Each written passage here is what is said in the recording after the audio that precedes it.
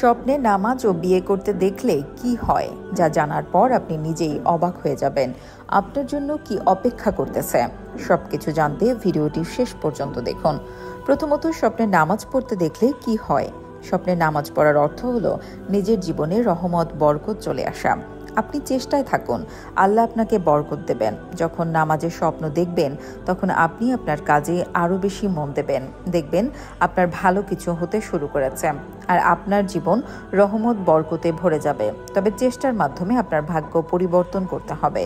বাকিটা জানার আগে ভিডিওটিতে এখনই একটি লাইক করে দিন, আর ভিডিওটি কে কোথা থেকে দেখছেন সেটা কমেন্ট করে জানাবেন। আর ভিডিওটি ইসলাম প্রচারের উদ্দেশ্যে বেশি বেশি শেয়ার করুন।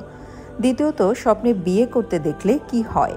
যারা বিয়ে করেননি তারাও নিজের বিয়ের স্বপ্ন দেখেন, আবার যারা বিয়ে করেছেন তারাও নিজের বিয়ের স্বপ্ন দেখেন আর চিন্তা করেন কি হতে পারে।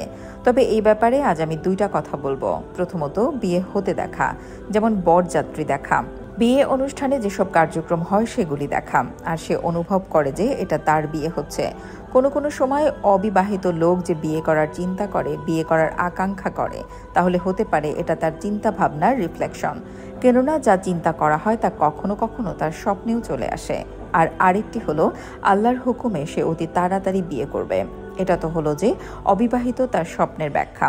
আর যে ব্যক্তি আগে বিয়ে করেছে সে যদি বিয়ের স্বপ্ন দেখে, এক্ষেত্রে পুরুষ মহিলার স্বপ্নের মধ্যে পার্থক্য আছে।